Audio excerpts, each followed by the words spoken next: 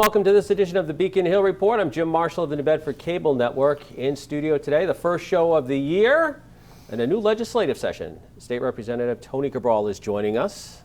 Welcome. Thanks for coming in. C is the last name, and it's the first one for the that's right for the new year, the new session. Thank you again for your invite. It's lots of it's a new session.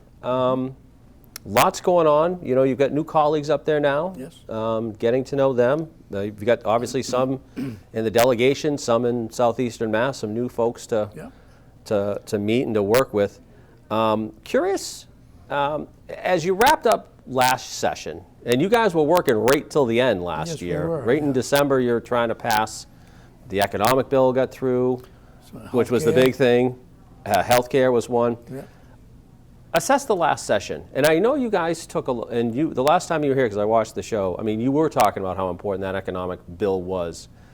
Was everything in it? Did you guys accomplish what you hoped to do in the session? On the economic development bill, yes. I think it was very important that we got to get it done, and we did it. We didn't do it within July 31st, obviously. But was it what you wanted to see?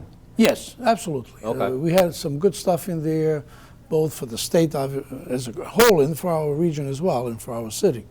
We had the HDIP program, which is very important for gateway cities in particular. That program was intact with enough funding to take care of the backlog, and going forward, new projects. New Bedford just got awarded 2 projects under that program, the HDIP program. And the HDIP program is the only program of its kind in the nation. We only have it in Massachusetts. It was created in Massachusetts.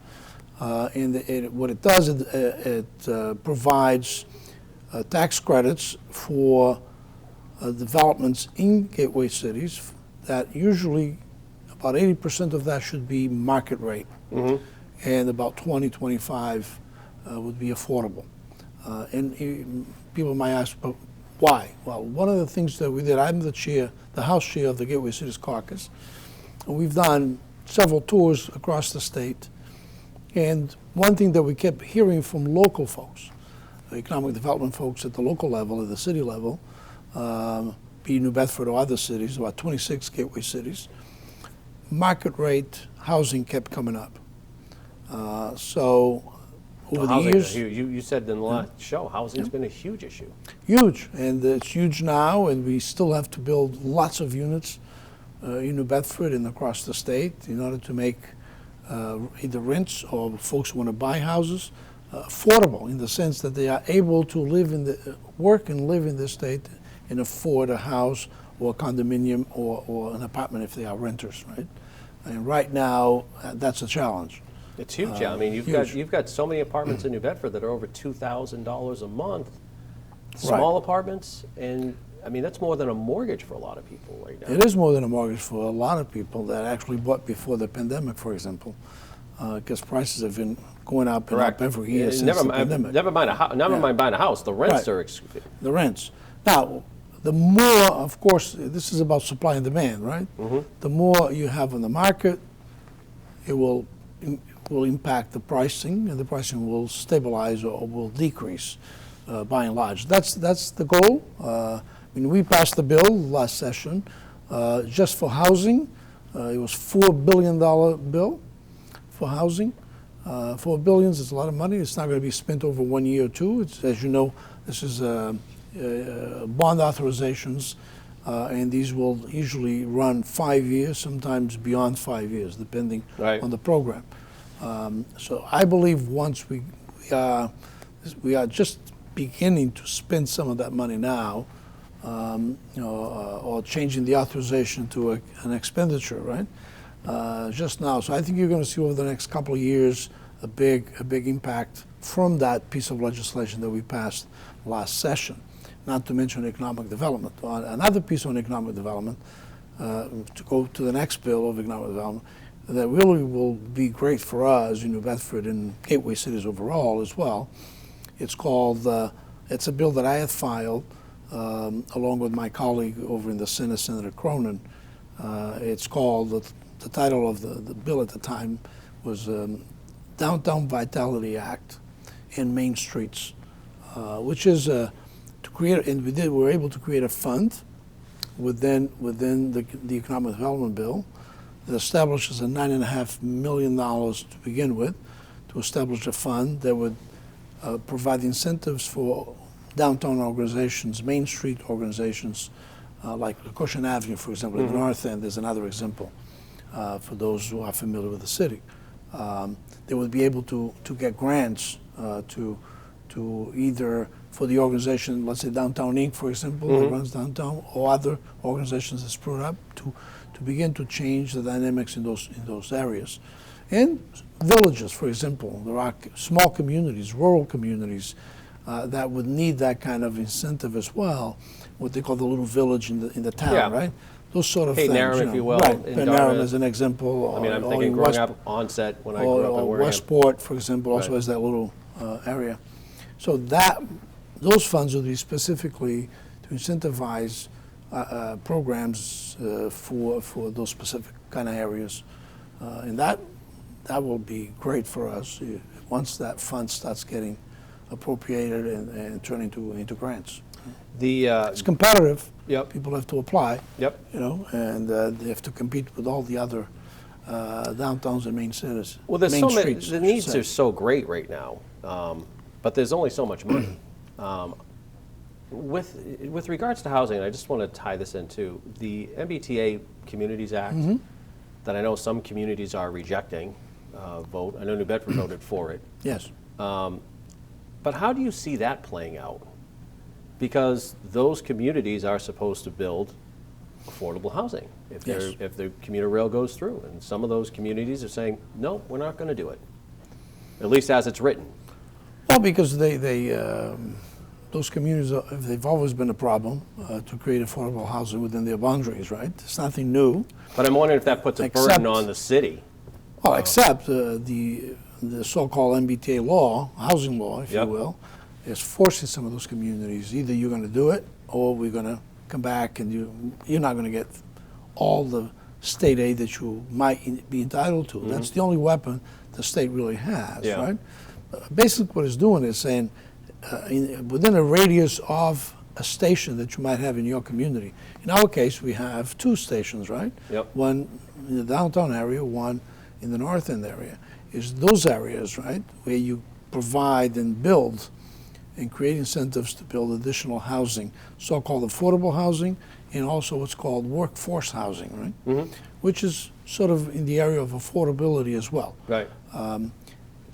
And And the town votes on it, the community votes Right, on those. right. And these will be multi-units.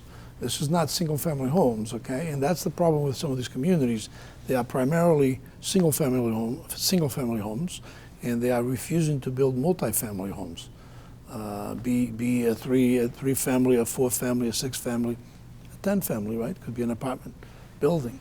And the reason is so if you gonna, it's a way also to incentivize people to take public transportation, Right. because then they don't have to drive to it, they don't have to pay parking, they just can walk to the station, and that's the whole idea, you know. And but the thing too, I mean, I guess as you're saying, the state's response is the aid, but for the communities that passed it, and New Bedford is, as you said, having developments right now for housing, it puts more pressure on them, on those cities or Right. communities right now, because the other ones still aren't playing. Yeah, but New Bedford at the same time will get incentives to build additional housing. Developers that come in and try to build around that area of the stations, and that will be good for us because it will bring probably younger families in that might have a good paying job in Boston or along the route Right, of you don't the have to train. necessarily, right. You don't have to necessarily go to Boston, and then they are living here, and they actually invest in spending their money here, and that's good. At the same time, it creates additional units, rental units, in the city to try to tackle the pricing of the units throughout the city. Governor came out with her budget this past week. I won't say it's as good as the paper it's printed on, but pretty much that's kind of what it is.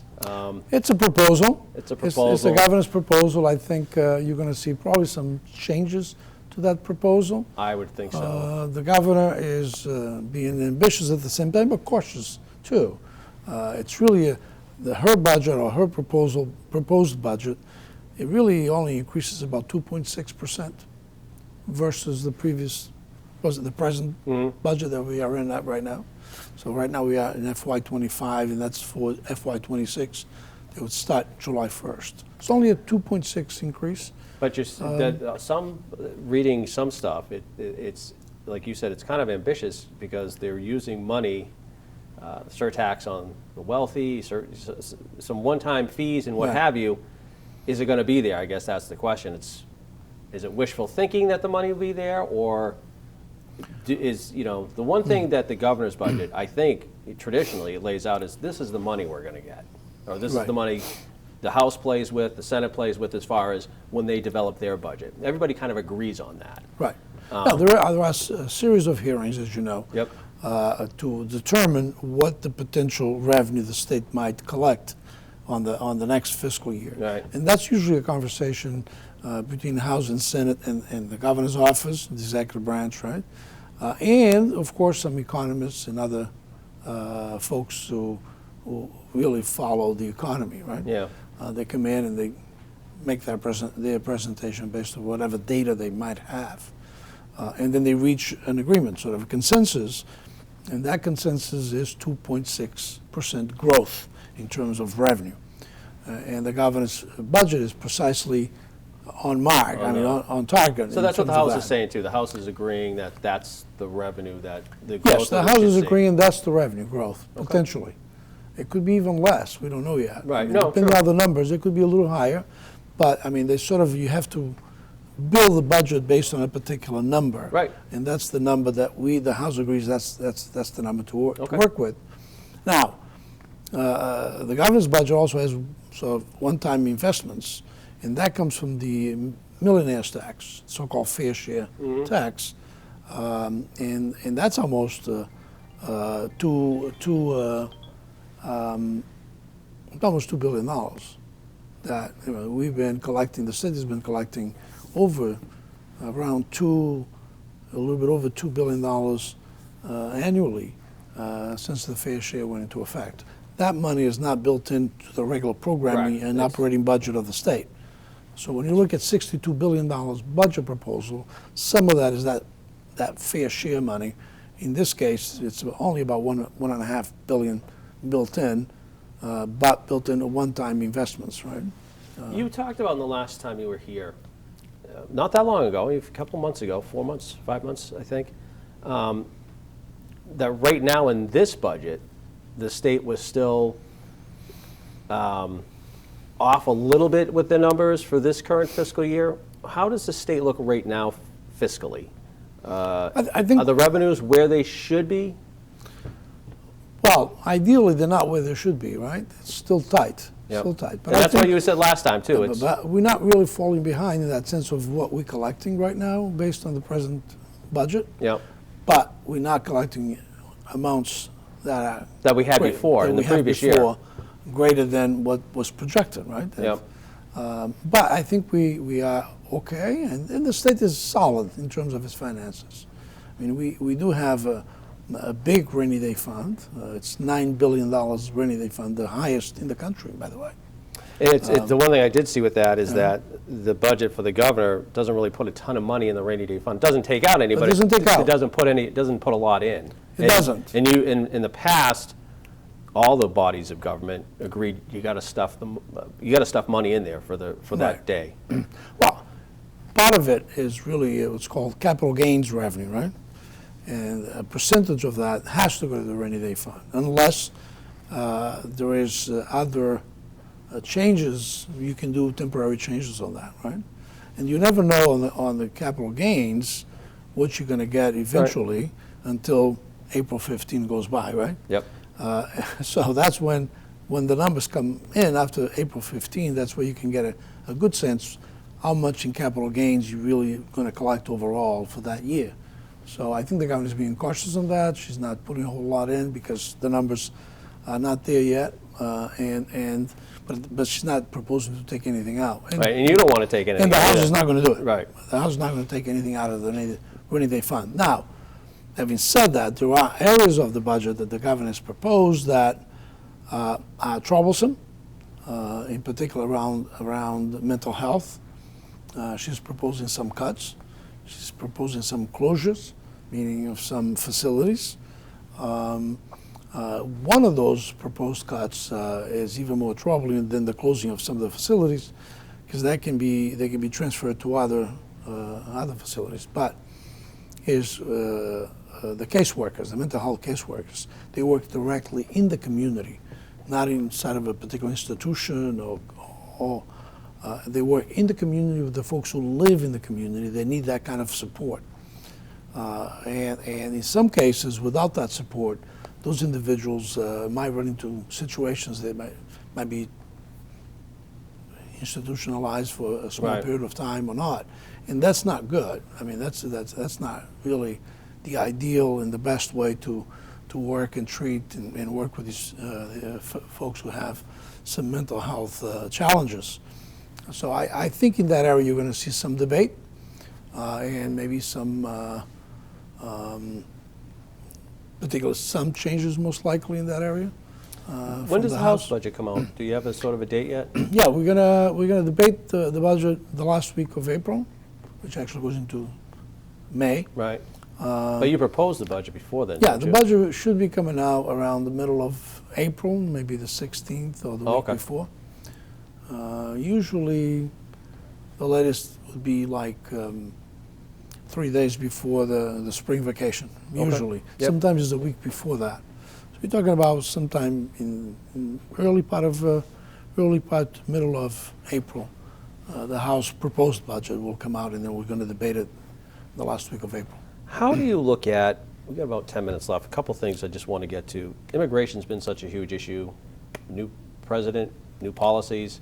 Mm-hmm. How do you think the state looks at this issue right now as far as the immigration concerns that are out there with really a lot of people, especially even in this city?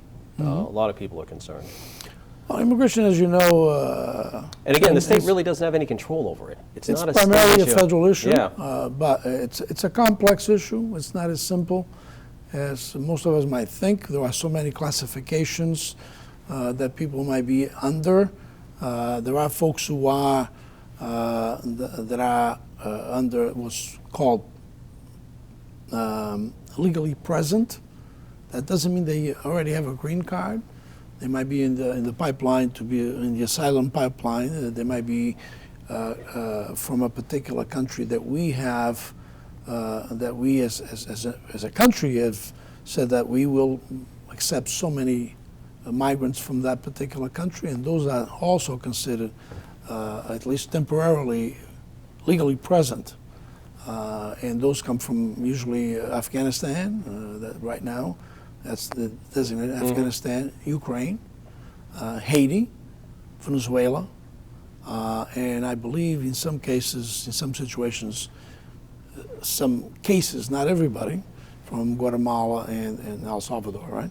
So, And I know the state was getting criticized because of the monies that were being spent, housing, healthcare, for migrants coming into the state.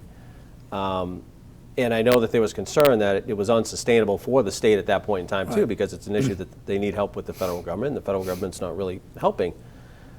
But how does that impact, I guess, where do we stand right now with those concerns about, especially housing, because Right. we were short on housing for a lot of folks. But just the money, I remember you talking about the money last time, that it really was unsustainable what the state was doing, Right. unless they got some assistance somewhere. it was unsustainable. I think we made some changes. I know. We've made some changes in terms of how much time the person or the family can stay and, until they get permanent housing or other ways of finding some housing for them. We have had and I don't know if that's going to change with the Trump administration, but the Biden administration did make some changes in terms of funding. For example, we meaning the state, asked for a waiver through the Medicaid program, so-called Mass Health program, and they were granted that waiver. So that brought in, was supposed to bring in over the 3-year period about $600 million towards this issue of trying to help the situation. Right now, we are around 7,500 families in shelter. At this moment? At this moment. Yep. About 50% of that are not migrants.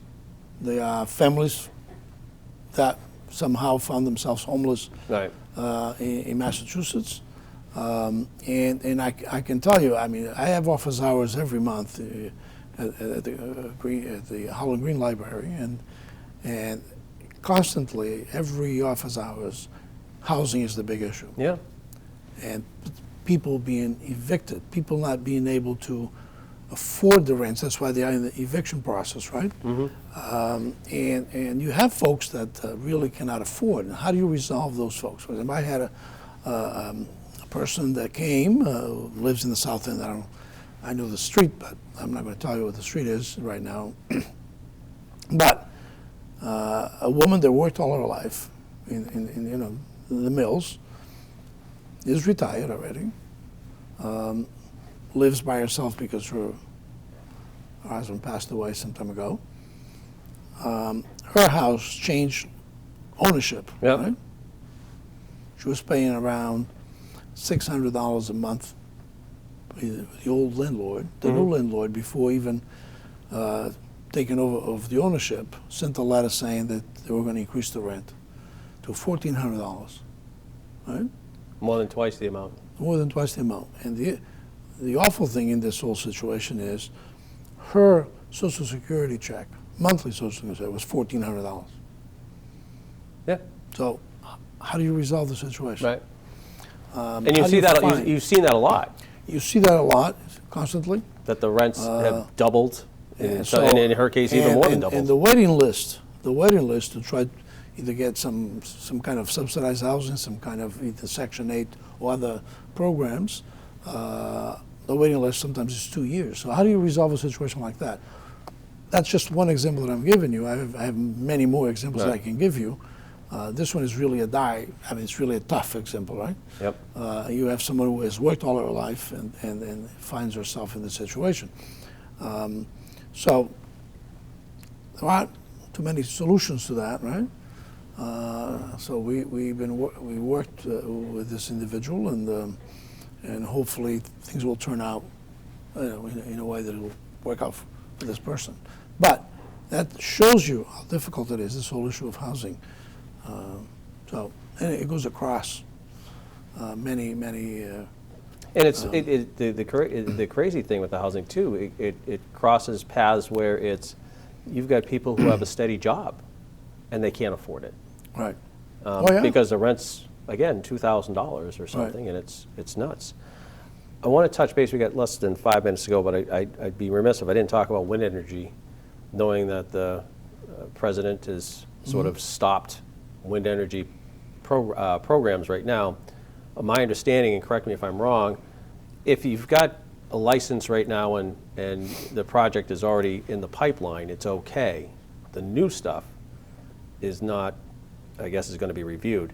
So from where you sit, how does that leave New Bedford right now, knowing that you and from the city and the state and the local delegation federally have worked so hard to put so much into the wind energy here in New Bedford? Well, I think you have to look at what this administration so far, meaning the Trump administration, has done so far on this issue. And you use the word review. That's what they said.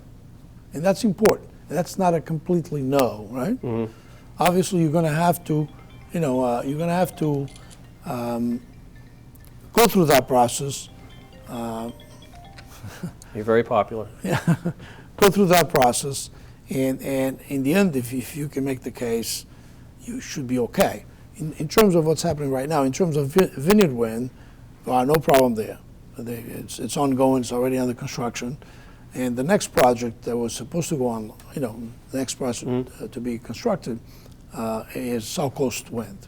Now, South Coast Wind received almost every single permitting that they needed to receive from the federal government. There's 2 or 3 minor ones, Now, will that be reviewed or that will just be signed off? That we don't know yet. Okay. But I think that particular project is going to go forward as well. Okay. And that's the next one in line. Once Vineyard Wind builds, that's the next one that's going to use the terminal in New Bedford to build out that. The other ones that are not even in the beginning of the permit, I think those will be the ones that I believe will be reviewed. And depending on that review, then we'll see where it's going. But the good thing is this: I like to look at it from a positive perspective, right? Okay. This administration can only serve 4 years, right? And depending on what happens 2 years from now in the midterm elections, that could change. Even that whole dynamic could change depending who's going to control Congress 2 years from now. So potentially 2 years will be the most difficult years in this on this review. Maximum 4 years, and then I think we have a whole different perspective after. But as you said too, I think people need to know that the Vineyard Wind project is there. It's set. There's nothing that's Nothing they can do to stop that one. right. Right. I mean, the South Coast Wind, potentially they could slow it down because they have a couple of minor permitting things to get done. But I don't think they can stop it completely. Quick question too with regards to commuter rail. As far as you know, I mean, spring is supposed to be the time when it's supposed to start. Are you still, from what people are telling you and the staff, we still looking at that as a... We're still looking at that as spring, and right now spring means May. That's what I'm told. It could be actually a couple of weeks before that, depending on all the testing that still needs to be done. But I'm going to say, I'm not going to speculate before that. I'm going to go with... Yeah, they've done a lot of testing. I mean, you've seen, the trains have come through. Yeah, if you live in New Bedford, you've seen them come through. Yeah. Sometimes you get stopped, and you don't realize, oh, I never had to stop here this long. Yeah. On the crossings, but I don't know. I forget now if I the last time I was here, if I had already been on a test run myself. You Did didn't I talk to mention you about anything. it? No, you didn't mention so anything. we did myself and others we did a trip from. You could do it from South Station if you wanted to, but I did from Middleborough, right, all the way to New Bedford and back to Middleborough. It was very, very interesting. It was quite an experience because, especially between Middleborough and East Taunton, the station in East Taunton, it took 14 minutes. Wow. You couldn't get that done by car. You just couldn't get from that spot in Middleborough to East Taunton, to the station in Taunton, in 14 minutes, right? Nope. And on the way in into New Bedford, we had to slow down for whatever, a couple of reasons. But on the way out, the whole trip, and we made a stop. We didn't stop on the North End station, but we stopped at the Taunton station again on the way back to Middleborough. It took us a total of 32 minutes from downtown to Middleborough with a stop in Taunton. So it's exciting. Yeah. It's exciting. So I'm waiting for that inaugural run. I'll be on it, and hopefully some other folks have that opportunity as well. We're going to leave it at that. Great seeing you. Lots Same here, going thank on. you. We'll see you soon enough. Yes, thank you very much. State Representative Tony Cabral, our guest. That's going to do it for this edition of the Beacon Hill Report. I'm Jim Marshall of the New Bedford Cable Network. Thanks for watching, and we'll talk to you again soon.